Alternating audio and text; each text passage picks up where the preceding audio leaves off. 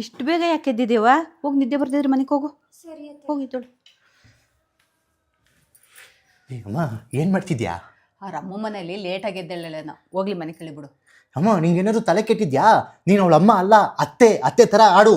ನೀನು ಈಗಲೇ ಸತ್ರ ಕೊಟ್ಟರೆ ನಿನ್ನ ತಲೆ ಮೇಲೆ ಕೂತ್ಕತ್ತಲೆ. ಹೋಗಿ ಎಬ್ರಿಸೋಕು. ಹೌದಾ? ಹೋಗು. ತಗೋ, ಈ ಮನೆ ಕೀನೇ ಬೇರೆ ಕೀನ. ಇನ್ಮೇಲಿಂದ ಈ ಮನೆ ಜವಾಬ್ದಾರಿ ಎಲ್ಲ ನಿಂದು. ಸರಿ ಅತ್ತೆ. ಅಮ್ಮ ಅವಳು ಇವಾಗ ತಾನೇ ಮದುವೆ ಆಗಿ ಬಂದಿದ್ದಲ್ಲ, ಇಷ್ಟು ಬೇಗ ಮನೆ ಕೀ ಎಲ್ಲ ಕೊಡ್ತಿದ್ಯಲ್ಲಮ್ಮ.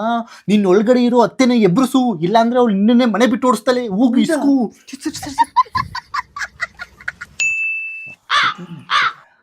ಅಮ್ಮ ನೀನು ಯಾಕಮ್ಮ ಅಡುಗೆ ಮಾಡ್ತಿದ್ಯಾ? ಅವಳ ಕೈನಲ್ಲಿ ಮಾಡಿಸ್ಬೇಕು ತಾನೆ. ಅವಳಿಗೆ ಅಡುಗೆ ಮಾಡಕ್ಕೆ ಬರಲ್ಲ ಕಣ. ಅಮ್ಮ ನಿನಗೆ ಅಡುಗೆ ಮಾಡಕ್ಕೆ ಬರುತ್ತೆ, ನನಗೂ ಅಡುಗೆ ಮಾಡಕ್ಕೆ ಬರುತ್ತೆ, ಅಪ್ಪಂಗೂ ಅಡುಗೆ ಮಾಡಕ್ಕೆ ಬರುತ್ತೆ. ಅವ್ಳಿಗೂ ಹೇಳ್ಕೊಡ್ಬೇಕು ತಾನೆ.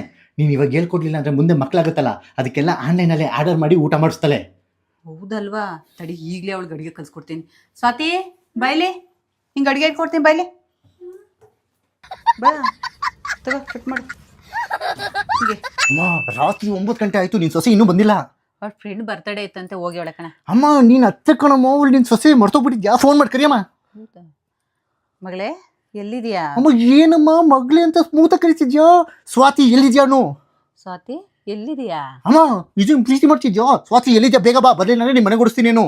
ಸ್ವಾತಿ ಬೇಗ ಬಾ, ಬರ್ಲಿಲ್ಲ ಅಂದ್ರೆ ನಿಮ್ಮ ಮನೆಗೆ ಓಡಿಸ್ತೀನಿ ನೋಡು. ಬೇಗ ಬಾ. ನೀನು ಕರಿಬೇಕು. ನೀನು ಒಳಗಡೆ ಇರೋ ಅತ್ತೆನ ಎಬ್ರಿಸು, ಇಲ್ಲಾಂದ್ರೆ ನಿನ್ನ ತಲೆ ಮೇಲೆ ಕೂರಿಸ್ತಾಳೆ. ನಿನ್ನ ತಲೆ ಮೇಲೆ ಕೂತ್ಕತ್ತಾಳೆ ಅವಳು.